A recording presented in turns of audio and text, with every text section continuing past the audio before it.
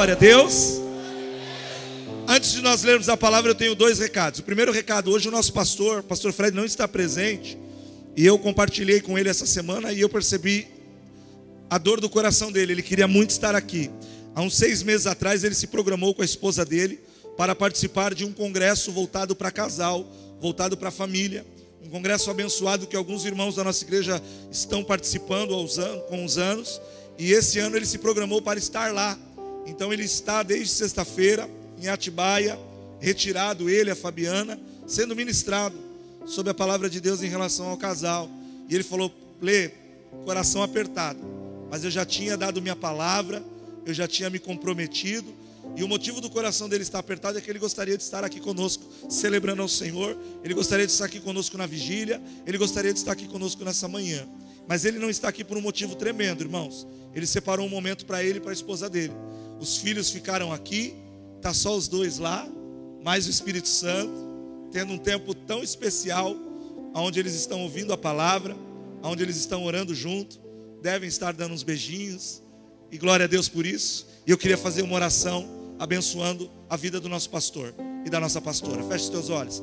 Pai, como igreja nós abençoamos a vida do pastor Fred e da pastora Fabiana, e clamamos a Ti, Senhor, que o Senhor os visite mais e mais, de uma forma poderosa, que eles voltem renovados, que eles voltem restaurados, que eles voltem descansados, que eles voltem felizes, que a Tua mão poderosa esteja sobre eles. Como igreja nós abençoamos a vida deles em o nome de Jesus. Abençoamos também, Senhor, os nossos irmãos que estão lá juntamente com eles sendo ministrados, e abençoamos toda a equipe, todos os irmãos, todos os casais que estão participando desse congresso, e clamamos também para a volta deles, que o Senhor os traga em paz e segurança em nome de Jesus. Amém? Mais uma coisa, irmãos, nós tivemos ontem a infelicidade de saber que um irmão nosso se acidentou, e parece que o estado dele é grave. O nosso diácono, irmão Falcão, esposo da irmã Cida, pai do pastor Falcão, ele ontem de moto, perto das 3, 4 horas da tarde, ele foi atropelaram ele, e segundo o pastor Falcão me informou ontem, o estado dele é um pouco grave. Ele teve um afundamento de crânio, ele foi transferido para Praia Grande, porque ele precisava estar numa UTI, aqui em Bertioga não tinha. Quando o pastor Falcão e a sua esposa chegaram lá, e a esposa do irmão Falcão chegou, ele ainda estava consciente, mas ele estava muito agitado, não falava coisa com coisa. Foi necessário sedá-lo e transferiram ele para Praia Grande. Nós já levantamos um clamor ontem, o pastor Fred estava em oração. Estarei agora, depois do culto, com a irmã Cida. Nós vamos na delegacia, porque não há informação de o que aconteceu, quem fez, se socorreu. A gente vai atrás de informações agora. Então eu queria levantar um clamor pela vida do irmão Falcão. Feche os teus olhos, Senhor, em nome de Jesus Cristo, uma vez mais entramos na Tua presença pela vida do nosso irmão Falcão, pedindo que a Sua mão poderosa o alcance, o toque e o restaure de todo o mal, Senhor. Guarda a sua saúde, guarda, Senhor, a sua mente, guarda, Senhor, a sua vida, e transforma, Senhor, restaura, põe Tua mão na vida dele e cura ele de uma forma espetacular e miraculosa. Faz um milagre na vida do Falcão, Senhor, faz um milagre no coração da sua esposa, do seu filho, da sua família. Pai, nós repreendemos todo espírito de morte, nós repreendemos todo mal no nome do Senhor Jesus Cristo, e nós declaramos a vida de Deus sobre a vida do Falcão. Visita ele lá no hospital, visita a equipe médica que estará cuidando dele, Senhor. Em nome de Jesus nós clamamos pela vida do nosso irmão e pela família do nosso irmão. Pedimos o Teu milagre, em nome de Jesus, amém. Vamos ler Isaías 53. A partir do versículo 1 diz assim: quem deu crédito à nossa pregação, e a quem se manifestou o braço do Senhor? Ele foi subido como um renovo perante Ele, como raiz de uma terra seca. Não tinha parecer nem formosura, e olhando nós para Ele, nenhuma beleza víamos, para que o desejássemos. Era desprezado, o mais indigno entre os homens, homem de dor, experimentado no sofrimento, como um de quem os homens escondiam o rosto. Era desprezado, e não fizemos caso algum dele. Verdadeiramente, Ele tomou sobre si as nossas enfermidades e as nossas dores Ele levou sobre si. Contudo, nós o consideramos como aflito, ferido de Deus e oprimido. Mas, repita assim comigo, mas, vamos continuar lendo. Ele foi ferido pelas nossas transgressões e moído pelas nossas iniquidades. O castigo que nos traz a paz estava sobre ele, e pelas suas pisaduras nós fomos sarados. Todos nós andávamos desgarrados como ovelhas, cada um se desviava pelo seu caminho. O Senhor fez cair sobre ele a iniquidade de todos nós. Ele foi oprimido e humilhado, mas ele não abriu a sua boca. Como um cordeiro ele foi levado ao matadouro, e como ovelha muda perante os seus tosqueadores, ele não abriu a sua boca. Pela opressão e pelo juízo foi tirado. E quem lhe pode falar da sua linhagem? Pois foi cortado da terra dos viventes. Pela transgressão do meu povo ele foi atingido. Deram-lhe a sepultura para com os ímpios, e com o rico na sua morte, embora nunca tivesse cometido injustiça, nem na sua boca houvesse engano algum. Todavia, o Senhor o agradou em moê-lo, fazê-lo enfermar. Quando a sua alma se puser por expiação do pecado, verá a sua posteridade. Prolongará os teus dias, e o bom prazer do Senhor prosperará na sua mão. Ele verá todo o trabalho da sua alma, e ficará satisfeito com o seu conhecimento. O meu servo, o justo, justificará muitos, e as iniquidades deles levará sobre si. Pelo que lhe darei uma porção entre os poderosos, e com os fortes repartirá ele o despojo, porque derramou a sua alma na morte, e foi contado contra os transgressores. Porém ele levou sobre si o pecado de muitos, e pelos transgressores intercedeu. Essa é a palavra do Senhor, amém? Você pode se assentar. Bendito seja o nome de Jesus. Aleluia. Irmãos, primeira coisa impressionante é que o profeta Isaías, cerca de 700 anos antes da crucificação de Cristo, guarde isso, 700 anos antes da crucificação de Cristo, o profeta Isaías narra com uma exatidão profética poderosa. E quando você lê Isaías 53, a narração da crucificação, 700 anos antes dela acontecer, a impressão que eu tenho é que ele estava presente, porque a narração, 95% dos verbos que ele usa na narração, 700 anos antes, são todos verbos no passado. Ele está narrando como quem viu, como quem assistiu. Ele está narrando algo de uma forma que já aconteceu, porém, iria acontecer 700 anos depois. Isso é obra de Deus, e eu quero glorificar a Deus pela palavra profética no meio do seu povo, amém? E aí, irmãos, uma pergunta eu faço: quem foi que levou Jesus para a cruz? Quem foi? Quem foi?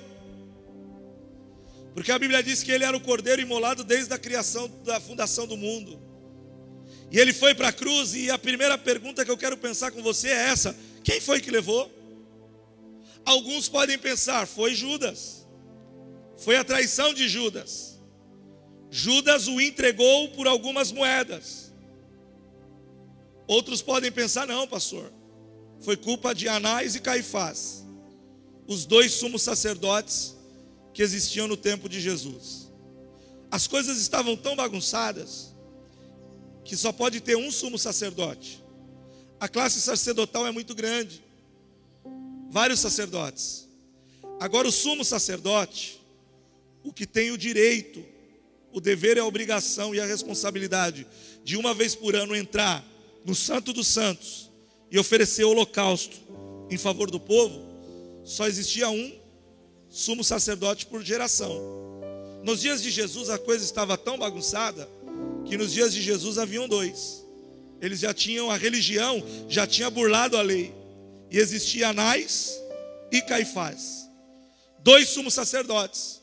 E a Bíblia diz que Jesus foi levado para Anás e Caifás. E talvez você pense, então, a culpa foi de Anás e Caifás. No Sinédrio, Anás e Caifás e toda a classe sacerdotal, eles começam a colocar acusações mentirosas contra Jesus.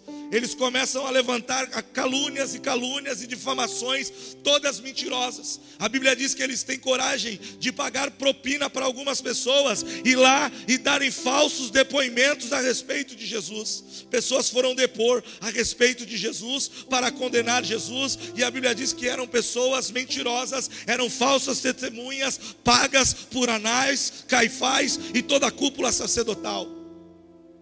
Após a acusação do Sinédrio, talvez você pense, a culpa foi de Pilatos, porque Jesus é levado a Pilatos, o governador que tinha autoridade de Roma, para então julgar Jesus com base em todas as acusações que o Sinédrio tinha apresentado.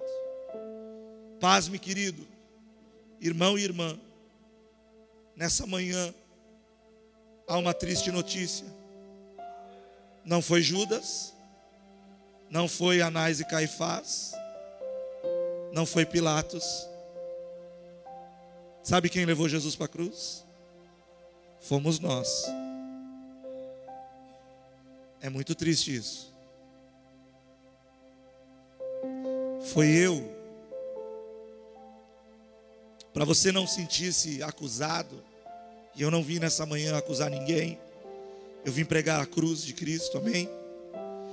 Então sempre eu vou falar primeiro de mim, para depois falar de você. Foi eu, foram os meus pecados que levaram Jesus à cruz do Calvário.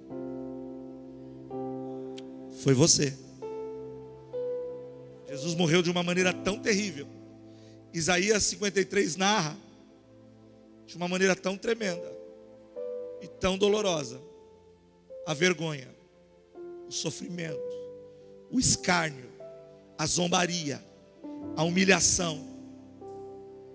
Ah, meu irmão, foi terrível. Qual é a palavra, Jesus? Me traz à memória a palavra. A palavra está na ponta da língua e não sai. Quando eu faço algo por alguém e alguém não reconhece, a palavra é ingratidão. Obrigado. Dentre tantas as dores que Jesus sofreu, dentre tantas as dores, eu acho que uma que doeu muito foi a tal da ingratidão. Porque a cidade foi inflamada. A cidade inteira foi inflamada de uma maneira que Jesus ia caminhando com a sua cruz e a cidade inteira zombava, gritava, escarnecia. Eles colocaram um bandido terrível para perguntar para a multidão. Pilatos manda soltar Barrabás e fala para a multidão assim: olha, por conta da Páscoa nós temos direito de soltar um preso, nós temos direito de soltar um condenado, e eu tenho aqui um preso terrível que é Barrabás, e eu tenho esse homem. E o próprio Pilatos disse: olha, eu não vejo problema nesse homem, eu não tenho acusação contra esse homem, mas o que vocês querem? Nós podemos soltar um deles dois, Barrabás ou Jesus? E a multidão, pasme, muitos daquela multidão tinham comido o pão que ele multiplicou. Muitos naquela multidão tinham sido curados por ele. Muitos naquela multidão tinham sido tocados por ele. Muitos daquela multidão tinham sido alimentados pela palavra que ele declarava. Muitos estavam ali declarando: crucifica-o. A cidade inteira está inflamada, como nunca houve na história, porque tinha que ser assim. Presos, condenados de uma maneira mais terrível, eles eram levados para a crucificação. A crucificação era uma morte comum para presos de alta gravidade no seu delito. Era normal pessoas irem ao Gólgota para serem crucificados.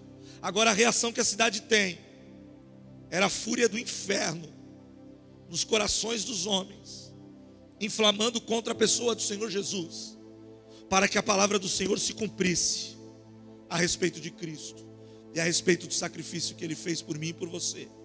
Mas o culpado sou eu. O culpado é você. Aquela cruz era para você. Aquela cruz era para você. Aquele escárnio era para você. E aí que pega pregar sobre essas coisas. Porque a pregação da cruz, ela já é chamada de um escândalo. A pregação da cruz, ela é uma pregação que quem ouve fica de cara feia. Porque a pregação da cruz nos denuncia. A pregação da cruz, ela me denuncia e ela te denuncia. Porque a pregação da cruz, ela me mostra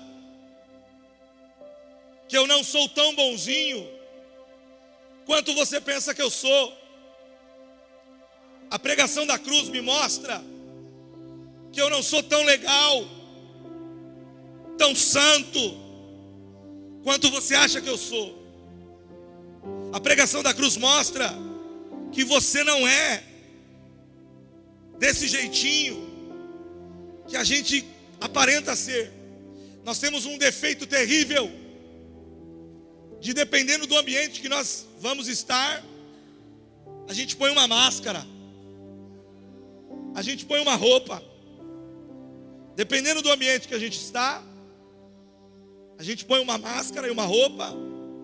E nesse ambiente aqui é um ambiente de glória, é um ambiente de unção, é um ambiente de palavra de Deus. Aí a gente, aleluia, oh glória, louvores, unção, a paz do Senhor, aleluia. Aí dá uma lida na Bíblia. Tem pessoas que olham pra gente num ambiente como esse aqui, e a pessoa logo pensa: rapaz, esse homem lê demais a Bíblia, porque ele olha pra você, você está folheando a capinha da Bíblia, você está olhando para a Bíblia com uma cara de quem está entendendo, de quem é apaixonado. Mas quando você sai daqui, e talvez você é uma pessoa que estuda, você é uma pessoa que faz faculdade, talvez você é uma pessoa que só pode vir nos domingos na igreja, e você passa uma semana sem lembrar nem aonde está a Bíblia. Irmão, quantas vezes eu não lembrava nem aonde eu tinha colocado minha Bíblia? Eu não lembrava. Mas aqui eu leio tanto a Bíblia, eu fico com ela, eu tenho um xodó com ela, as pessoas me olham e eu estou lá. Irmão, a cruz me mostra que eu não sou tão legal quanto eu aparento ser.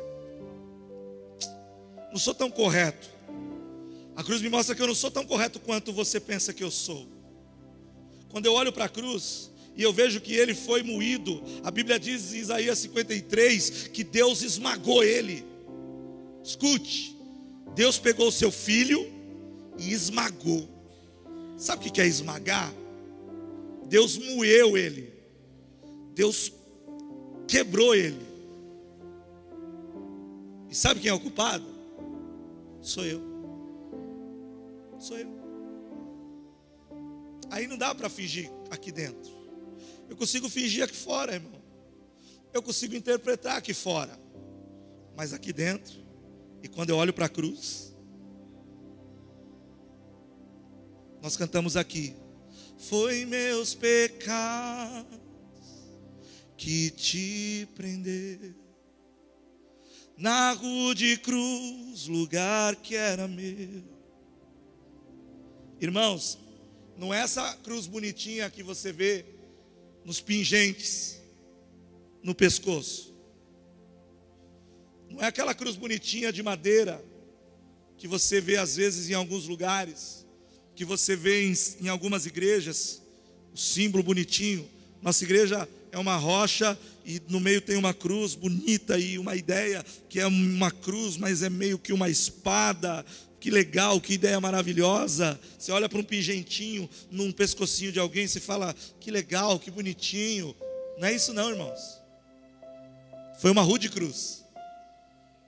Uma rude cruz, cheia de farpas, cheia de pontas, cheia de cortes que eram facas, navalhas, pesada, feia, horrível, feita de qualquer jeito por um carpinteiro, cortada de qualquer jeito, não teve lixa, não teve acabamento, era para machucar, era para envergonhar, e o culpado era eu.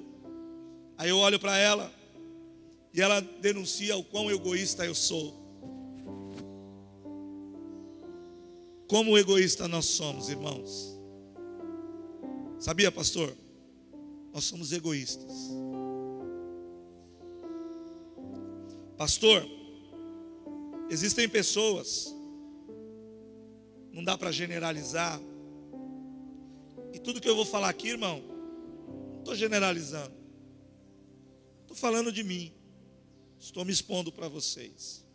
Talvez alguma coisinha você se identifique também, e aí você pega para você e corre para a cruz, amém? Se não se identificar com você, peça misericórdia para que o Senhor tenha de quem se identificar com isso. Somos tão egoístas que tem pessoas que querem te ver bem, Alisson. Tem amigo seu, amigos, falando de amigos, talvez até irmãos da igreja, que vai mais além do que amizade, que querem te ver bem, querem te ver ter sucesso, porém, só não quer que você se dê mais bem do que eu quero te ver bem, mas não melhor que eu. Você está entendendo? Dá uma glória a Deus. Ali, eu quero que você se dê bem. Quero, torço por você. Mas melhor que eu não, pô. Não, nem tanto, né? Nem tanto, né? Bem, mas não, nem tanto. Você sabia, irmão, que tem gente assim? Diga misericórdia.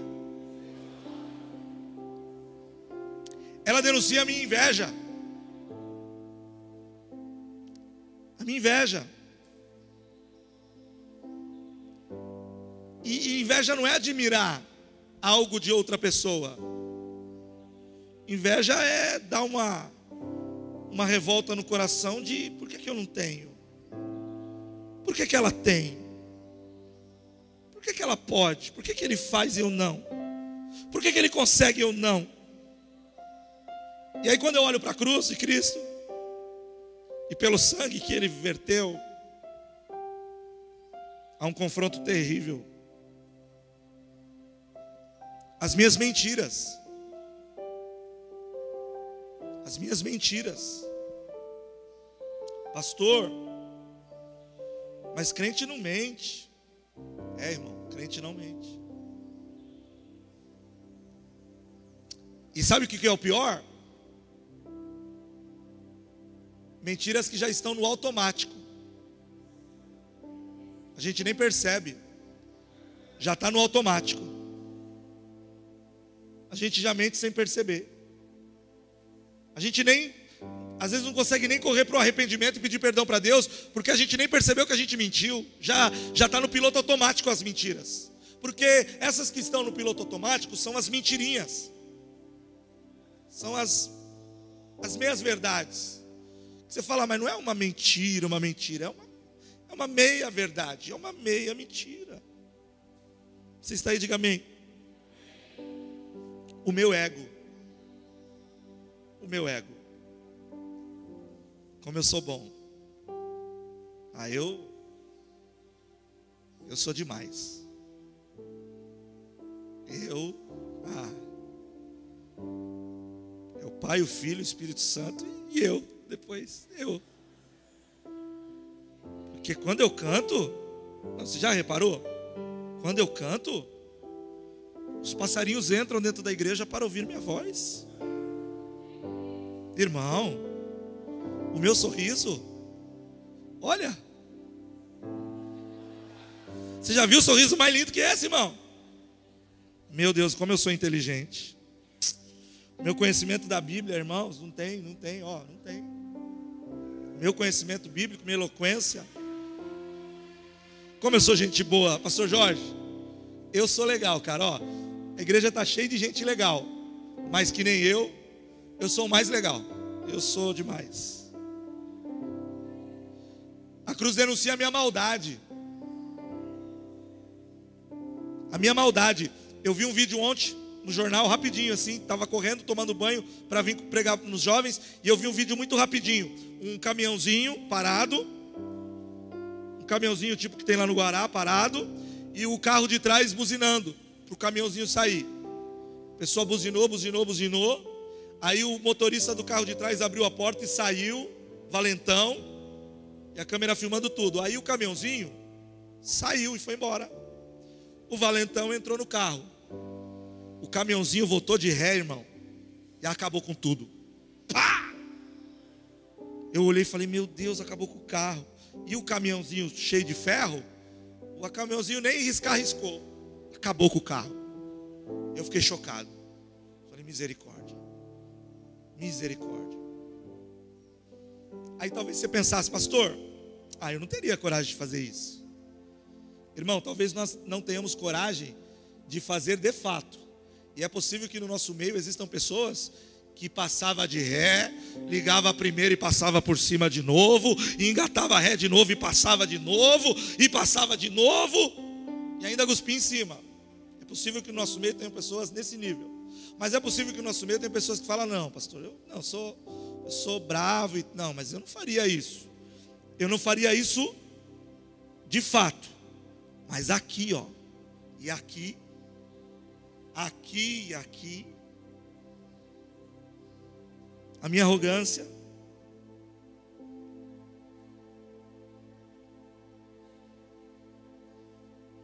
sabe, irmãos, eu já dei carteirada de pastor. Eu já precisei usar meu cargo pastoral para dar uma carteirada. Você acredita nisso? É arrogância. Escuta aqui, rapaz, eu sou pastor. Você está pensando que você está falando com quem? Já fiz isso, irmão. Você acredita? Dei carteirada. Minha incredulidade. Incredulidade. Deus falou que vai fazer e você não crê. Porque é um milagre. E você esquece que Ele é Deus de milagre. Você não crê. Você não crê nem quando Ele diz que você tem que andar assim. A Bíblia Sagrada te dá uma instrução. Você tem que andar assim. Aí você não crê. Você fala, não precisa ser assim. Minha ganância, minha violência, minha fúria, a minha hipocrisia. Hipocrisia, irmão. Os crentes sofrem desse mal aqui. Tanto é que o ímpio, na hora que quer atacar um crente, a primeira palavra que ele vai usar é essa, hipocrisia. É um hipócrita. Porque às vezes a gente é um santarrão, irmão, cheio de santarrão e dá cada mancada. É um santarrão e não honra o cheque que assinou. Dá cheque sem fundo e é um santarrão. E quer ganhar todo mundo para Jesus e prega e não honra o cheque e não paga a dívida e compra e não paga e fala mal do outro e faz fofoca. Aí o ímpio olha e fala, crente é tudo hipócrita. Irmão, me dói tanto quando eu ouço essa palavra sair da boca de um ímpio falando da igreja que o crente é hipócrita, irmão. Misericórdia. Misericórdia. Minha intolerância. Irmão, eu sofro demais com isso aqui, irmão. Sangue de Jesus tem poder.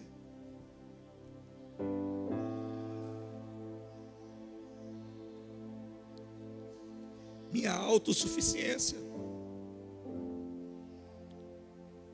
A minha idolatria, irmão. Você sabia que tem crente idólatra, irmão? A Bíblia diz a respeito dos idólatras. Os idólatras, eles vão pagar um preço muito alto se eles não se arrependerem e se converterem, amém? Você sabia que tem crente idólatra? E que pode ser, e provavelmente não é imagem, não é Aparecida, não é Fátima, não é um Zé Pilintra. Você sabia que tem gente mais idólatra do que os idólatras? Tem crente mais idólatra do que o idólatra? Irmão, você sabia que tem gente que idolatra um pastor? Você sabia disso? Você sabia? Tem gente que idolatra um cantor gospel, mas é gospel, pastor. Você sabia disso? Que ainda vai no show do cantor gospel e grita: cantor gospel, cadê você?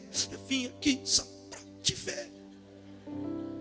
E põe a faixinha na testa com o nome do cantor gospel. E se chegar perto do cantor gospel, dá uma palpitação e até desmaia. Você sabia disso, irmão? E se pede autógrafo para o cantor gospel, Cantor gospel, dá um autógrafo para mim. Ai, ele pegou na minha mão. Ai, ele pegou na minha mão. Não vou mais lavar essa mão aqui, porque o cantor gospel pegou na minha mão. Misericórdia. Idolatra filho. Você sabia que tem mãe que idolatra o filho? Você sabia disso? Você acredita nisso? Que tem pai que fala, meu filhinho? Não, meu filhinho não. Irmãos, a gente tem um problema aqui na igreja. Toda, mas já de anos, tá? Não estou falando, jogando em direta não. É anos. A molecada nossa pinta e borda aqui, irmão. Meu filho quebra tudo aqui. Aí o diácono vai lá e chama a atenção do meu filho. Ah, pra quê? Não, peraí. Fica cheia da razão e vai até embora da igreja. É meu filhinho. Não, meu filhinho não. É o filho dos outros. Meu filhinho não. Você sabia que tem esposa que idolatra o marido? Para, a Laélia hoje para com isso. Você sabia que tem esposa que idolatra o marido? E tem marido que idolatra a esposa? E tem namorada que idolatra o namorado? Você sabia que tem pessoas aqui nessa manhã que idolatra a si mesmo? Que ele é um ídolo para ele? Aí eu olho para a cruz e ela me confronta. Ela diz que foi os meus pecados. Vamos ler Isaías 53. Quero ler uns textos com você. Irmão, dá um glória a Deus aí para eu achar que eu achar que está muito ruim a pregação, irmão. Dá um glória a Deus aí. Aplaude a Jesus, irmão, por favor, vai.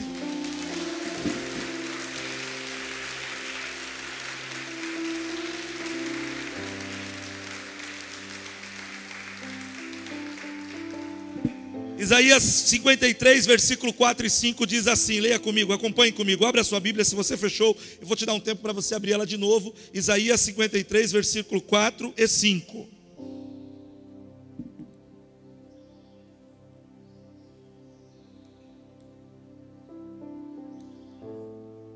Verdadeiramente Ele tomou sobre si as nossas enfermidades. Você pode dar um glória a Deus por isso? Jesus levou sobre si as nossas enfermidades. Se você está doente aqui nessa manhã, eu quero te declarar, a cura, ela está proposta para você. Jesus já levou as tuas dores na cruz do Calvário. Você está livre dessa dor, dessa doença, dessa enfermidade, desse mal, pelo poder do nome de Jesus, porque na cruz Ele levou as nossas dores e enfermidades. Posso ouvir um glória a Deus? Contudo, nós o considerávamos como aflito e ferido de Deus e oprimido. Então, verdadeiramente, Deus levou, Deus Pai decidiu, escolheu, e de comum acordo com o Filho, porque o Filho não foi obrigado a ir para a cruz. Jesus, ele não foi obrigado por Deus Pai a ir para a cruz, não. Jesus decidiu ir para a cruz por mim e por você. Ele decidiu. Ele falou, eu vou porque eu quero. Não vão tirar minha vida. Eu vou dá-la voluntariamente. E deixa eu te falar uma coisa, talvez você olhe para a cruz e ela foi terrível, ela foi dolorosa, mas mais terrível do que a chicotada, do que a coroa de espinho, do que a humilhação, mais terrível do que a cruz do Calvário, a falta de respirar do ar, mais terrível do que os cravos nas mãos e nos pés. Sabe o que foi? Foi ter saído do céu, foi ter saído do meio dos anjos, da glória do Pai, da comunhão com o Pai, foi ter largado tudo lá, foi ter se esvaziado do Deus que Ele era e vir habitar nessa terra terrível, sair de lá e vir para cá e nascer numa barriga de uma mulher, dar luz e compartilhar conosco que somos tão pequenos. Ah, irmão, isso foi pior que a cruz, irmão. Foi bem pior, irmão. A cruz doeu muito, mexeu com o nosso Senhor.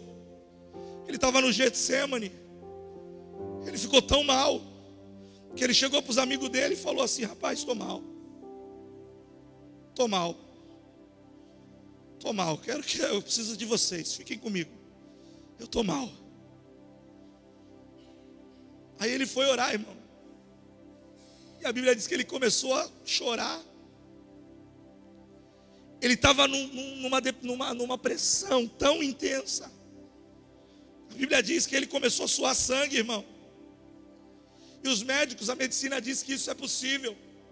Se a pressão for tão tremenda, é possível que os vasos sanguíneos dos capilares, dos folículos pilosos, eles se rompam. E o rompimento desses vasos sanguíneos nos folículos capilares, eles se rompem e eles se misturam com o suor. E a Bíblia diz que ele começa a suar sangue, tamanha pressão que ele estava, irmão. Por causa de mim e de você. Ele volta, os amigos dele dormindo, irmão. Ele chega para os amigos dele e fala assim: eu estou mal. Ô Alisson, preciso de você, cara. Fica comigo. Aí o Alisson responde: com certeza. Com certeza. Você vai ficar comigo? Com certeza. Com certeza? Com certeza. Então tá bom, fica aí comigo. Aí eu vou aqui no cantinho falar com o papai. Aqui eu choro.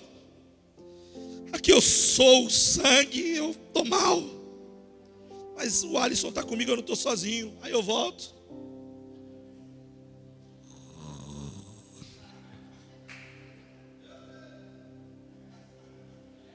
E a gente é bom, né, irmão? E a gente é bom. Talvez você ouviu essa palavra e fez um biquinho assim. Não, o pastor está falando assim, não.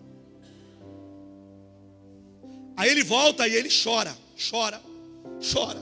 E fala: pai, se for possível, passa de mim esse cálice, pai.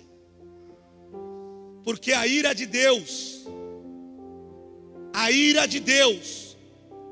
o cálice da ira de Deus iria ser derramado agora sobre a cabeça de Jesus Cristo, e ele ia ter que beber agora na cruz do Calvário do cálice da ira de Deus.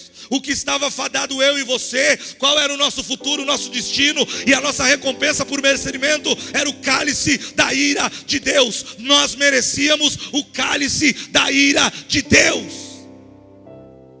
por conta da nossa infidelidade, por conta do nosso pecado, por conta da nossa arrogância, por conta da nossa soberba, por conta da nossa maldade. Nós merecíamos o cálice da ira de Deus. E o cálice da ira de Deus estava para vir sobre ele. Ele falou: pai, se for possível, passa de mim, pai. Em lágrimas. Todavia, seja feita a tua vontade, não a minha. Ô irmão, em nome de Jesus, vamos viver isso. Seja feita a tua vontade, não a minha. Irmão, nessa manhã vamos sair daqui com essa posição diante de Deus. Seja feita a tua vontade, não a minha. Eu abro mão da minha vontade, eu abro mão do que eu acho, eu abro mão das minhas razões, eu abro mão do que eu penso, eu abro mão de tudo. Seja feita a tua vontade, não a minha. Eu vou morrer na cruz também, eu vou carregar a minha cruz também, porque o Senhor disse: quem quiser vir após mim, tome a sua cruz. Irmão, a cruz não vai sair correndo atrás de você não, irmão. Escute, a cruz não vai sair correndo atrás de você não. Você está andando, você olha para trás: ah, cruz, o que você está fazendo aqui? Não quero você não. Você vai andar, ah, cruz, a cruz não vai correr atrás de você não. Você vai ter que decidir tomar a tua cruz. Você vai ter que decidir. Ele falou: toma a tua cruz. Você vai ter que ir lá e falar: vem cá, cruz, vem cá. Vem cá, cruz.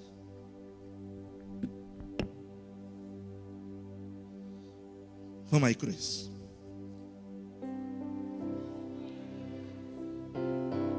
Vem cá, cruz. Abraçar ela. Dá um beijinho nela. Vamos aí. Para onde eu vou com a minha cruz? Segue ele. Ele foi para o Gólgota, carregando a cruz dele. E aí, irmão, sabe o que você vai ter que fazer? Você vai ter que furar o chão. É você, tá? Jesus não vai furar o chão para você não, viu? É você. Isso aqui é função tua. É decisão tua. Se você quiser, você vai ter que furar o chão para a tua cruz, fixar bem ela, dá uns solavancos para ver se ela não cai. E aí, Dadá, você vai ter que subir nela. Você vai ter que subir. Você vai subir nela e você vai se cravar nela. E você vai morrer para você. Porque ele disse assim, ó, quem perder por amor de mim vai ganhar. Quem perder, mas a gente não quer perder, Zé. A gente só quer ganhar. Campeão, campeão, campeão, campeão, campeão, campeão. E ainda tem umas músicas aí, irmão. Né, pastor Jorge? Tem umas músicas aí, André? Tem uma que é assim, ó, que tá bombando, Ivan. Você é o espelho que reflete a imagem do Senhor. Você é o ouro do Ofir. Você é maravilhoso. Você é lindo. Você é demais. Glória a você. Como você é bom. Como você é lindo. E aí, sabe o que acontece? Essas músicas bombam na rádio. Vira maior sucesso. E a gente escuta e até chora. Ai, que música linda. Ora, balabalaia, que lindo. Eu sou lindo mesmo. Vai ter sabor de mel mesmo. Meu Deus. Aí aquela música, aí gravaram uma música assim. Você tem que morrer. Você tem que carregar a sua cruz. Você tem que se negar para você mesmo. Você tem que se arrepender, seu pecador. Ah, essa música não faz sucesso não, irmão. Desliga essa rádio aí, pelo amor de Deus. Pelo amor de Deus. Versículo 5.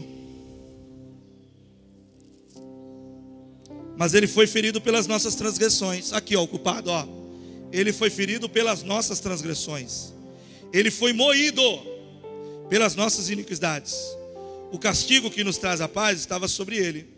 Pelas suas pisaduras fomos sarados. Ele foi voluntário, irmão. Versículo 4, volte um pouquinho. Verdadeiramente ele tomou sobre si. Ele tomou. Ele não foi obrigado, ele tomou. Ele chamou para si. Ele falou, vou resolver esse negócio. Vou restaurar um povo para o meu Deus. Vou remir um povo, vou constituir uma família. Ele tomou sobre si, ele pegou para ele. Ele comprou a tua briga, ele comprou o teu problema, ele comprou o teu pecado, ele pagou a tua conta era impagável a morte, sem derramamento de sangue, a Bíblia diz, não há perdão. Ele foi lá e derramou sangue, até a última gota do sangue dele, por mim e por você. A tua conta era impagável e nós éramos dignos do cálice da ira de Deus, mas ele bebeu o cálice por mim e por você. Ele morreu no nosso lugar, ele tomou a nossa cruz, ele subiu na cruz por nós. Versículo 10. Todavia, o Senhor agradou moê-lo, fazendo-lhe enfermar, porquanto a sua alma se puser, todavia o Senhor agradou em moê-lo, fazendo-o enfermar, quando a sua alma se puser por expiação do pecado, ele verá a sua posteridade, e prolongará os teus dias. Meus irmãos, eu vou parar por aqui.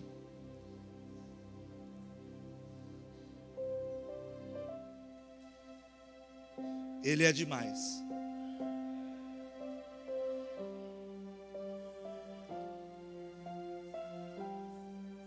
Irmão, será que a gente não tem coragem então de romper com o pecado por amor a Ele? Irmão, você fica aí se enganando. Ai, pastor, é tão difícil. Irmão, para, irmão. Que difícil o quê? Irmão, difícil é se esvaziar de sua glória e vir habitar entre nós. Isso aqui é difícil. Difícil é passar por toda essa vergonha que ele passou, irmão. Irmão, uma vergonha moral que nunca se viu. Porque o normal era açoitar os presos com um chicote de 3 pontas. como eles eram muito maldosos, porque a morte de cruz era uma morte debaixo de flagelo. A ideia era judiar muito, e depois pregar na cruz para morrer devagarzinho. Porque a morte de cruz é uma morte lenta e vexatória, expositória. Nem sei se existe essa palavra expositória, não sei. Eles chicoteavam muito. Na ponta do chicote, nas tiras, tinham osso ou pregos, para dilacerar tudo. Chegou a chegar nos músculos, pastor Jorge. Arrebentou com tudo. Esse era o normal de uma crucificação para um malfeitor. E ele era santo. Santo, santo, santo. 3 vezes santo. Irmão, mas aí a zombaria moral, pegaram e fizeram uma coroa de espinho, e falaram: não é rei, ele disse que é rei. Aí já começou a passar dos limites, cravaram a coroa de espinho na cabeça dele, irmão. Existem alguns nervos nessa região da nuca aqui, da testa, irmão, que quando esses nervos são afetados, irmão, dá choque no corpo inteiro. Eu tinha o nome dos nervos, eu não escrevi. Você é rei? Não, então o rei tem que ter uma capa também. Aí colocaram uma túnica vermelha nele, depois de ter surrado tanto. Sabe qual é o nome disso? Cálice da ira de Deus. Colocaram uma túnica. Não, está faltando alguma coisa. Já sei, todo rei tem um cetro. Pegaram um pedaço de cana e colocaram na mão dele. Toma, rei, o seu cetro. E agora ele está com uma coroa de espinho, todo rasgado, um manto sobre o seu corpo, um cetro. Não satisfeito, eles arrancam o cetro da mão dele, a cana, e começam a bater na cabeça dele, em cima dos espinhos, com a cana. Tu não és o rei? Tu não és o rei? Tu não és o rei? Sabe para que isso, pastor Jorge? Sabe por causa de quem? Por causa de você. Aí, por causa das feridas que eram profundas, a capa grudou. Sabe quando você tem um machucadinho que você põe um band-aidzinho e gruda? E que para puxar, você quase desmaia? É um cortezinho desse tamanho, um band-aidzinho, Dalmas, e a mamãe tem que puxar e você quase morre. Eu vou morrer. Arrancaram do corpo dele assim, ó, do corpo inteiro, as feridas que já estavam coladas na capa. E aí pegaram a cruz dele. Não há uma certeza. A imagem que nós vemos nas televisões sempre é ele carregando uma cruz completa. Humanamente falando, isso é impossível. O peso de uma cruz completa pesa mais de 120 quilos. Depois de ter apanhado tanto, humilhado tanto, é impossível um presidiário então levar a uma cruz completa. Provavelmente ele carregava a parte de cima da cruz, a parte de cima, que pesava entre 20, 30, no máximo 40 quilos. E agora ele tinha que andar 500, 600 metros, e a cidade inteira zombando dele, a cidade inteira rindo dele, cuspindo nele, humilhando ele, por causa de mim e de você.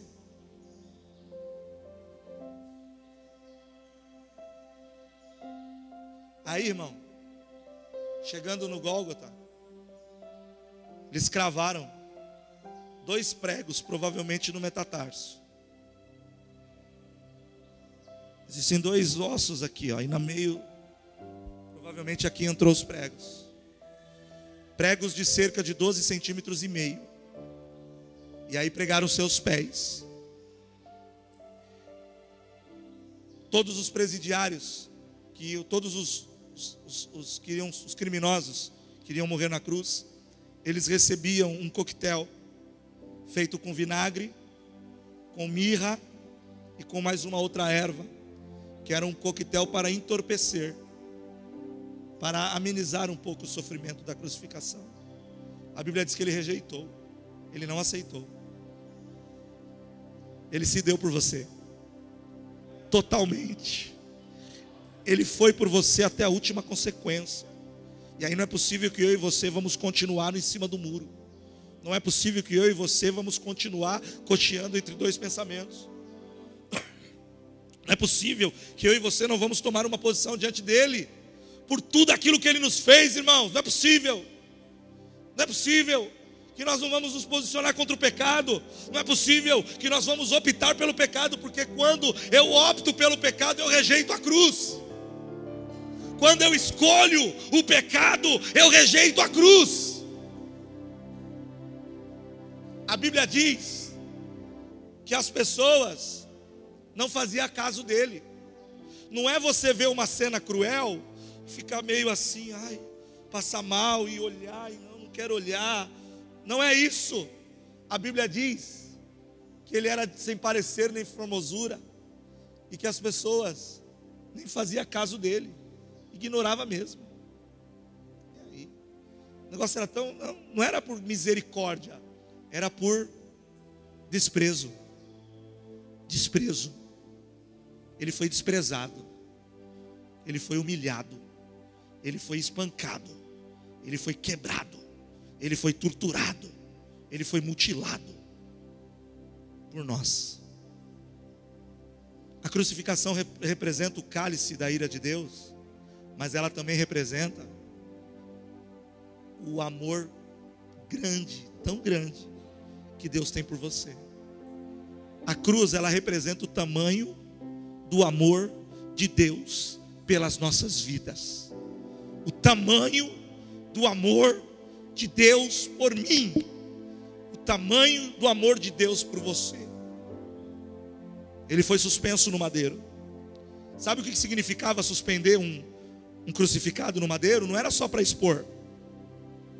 Era para declarar que a terra, aquele homem não era digno da terra.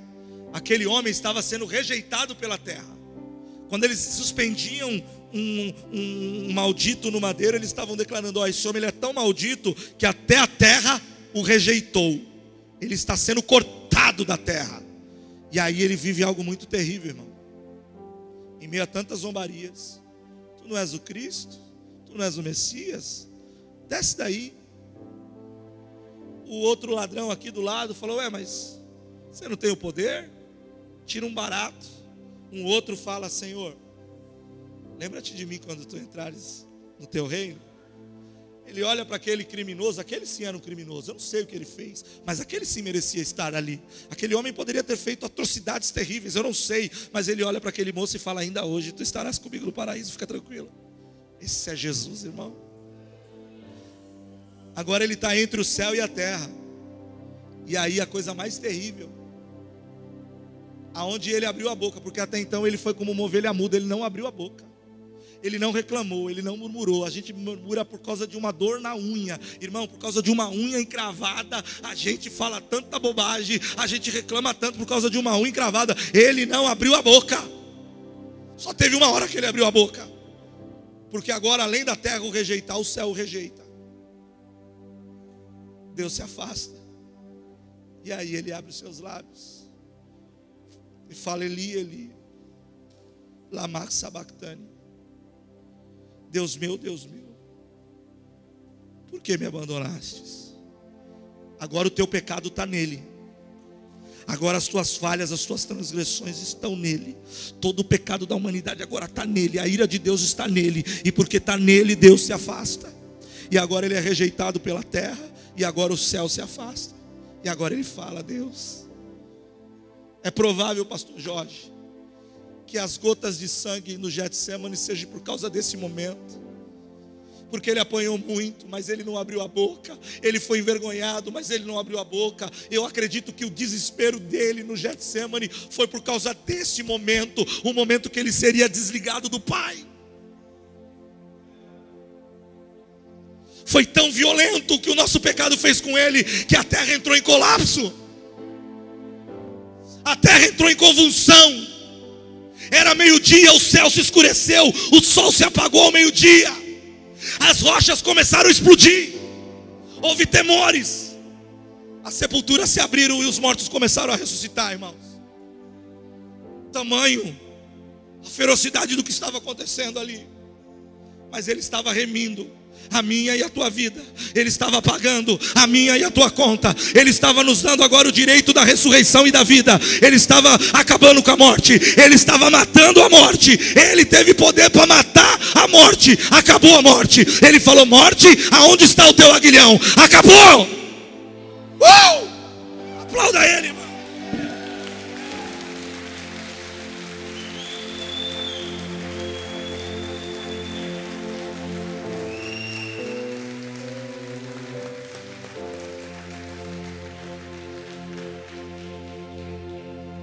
E agora você pode viver. Ele te deu o dom da vida. E agora você tem a esperança da ressurreição. Se Ele voltar e nós estivermos vivos, nós seremos arrebatados, estaremos com Ele nas alturas. Eu creio nisso. E quantos creem que o sangue de Jesus é poderoso e nos purificou e nos lavou? Então, se Ele vir antes de nós morrermos, nós seremos arrebatados, estaremos com Ele nas alturas. Mas se nós morrermos, Ele nos deu o direito da ressurreição. O colapso foi tão tremendo que Ele nos deu o direito da ressurreição. Antes serão arrebatados os que estarão vivos, e depois serão levantados aqueles que morreram com Ele. Nós seremos ressuscitados por Ele. Aleluia! Esses são os motivos que nós temos para amar esse Deus. Eu queria que você ficasse de pé.